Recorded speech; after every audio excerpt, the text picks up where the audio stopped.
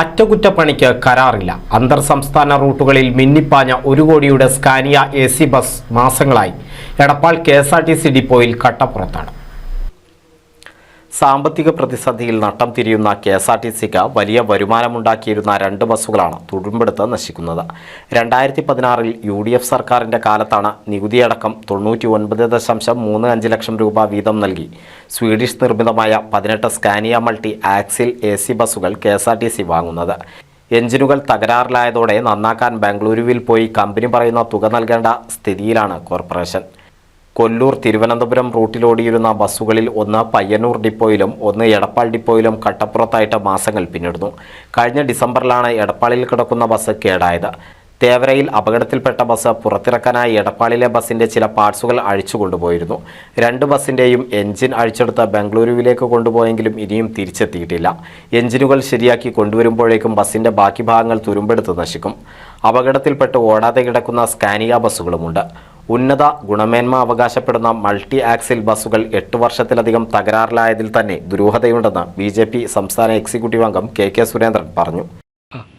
അന്തർ സംസ്ഥാന സർവീസ് നടത്തുന്ന സ്കാനിയ ബസ് കഴിഞ്ഞ 2016-ലെ സംസ്ഥാന UDF സർക്കാർ വാങ്ങിയ സ്കാനിയ ബസ് യന്ത്ര തകരാറ് മൂലം ചുരുങ്ങിയ കാലയളവിനുള്ളിൽ തന്നെ ഇന്ന് കട്ടപ്പുറത്ത് കയറിയിരിക്കുകയാണ്.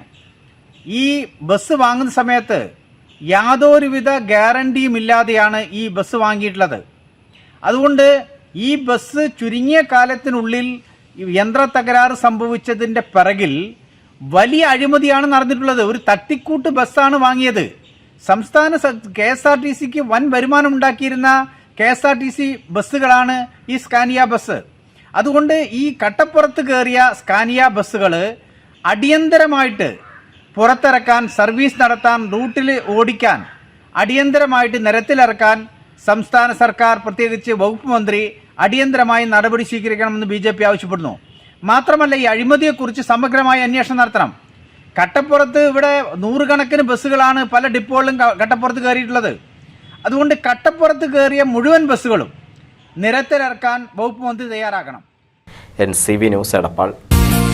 നൂതൻ ഫാൻസി ഓർണമെന്റ്സും cosmetic collection, new born baby ഐറ്റംസിന്റെ എക്സ്ക്ലൂസീവ് കൗണ്ടറുകളുമായി കൽപ്പക വെഡ്ഡിംഗ്സ് സജ്ജമായിരിക്കുന്നു.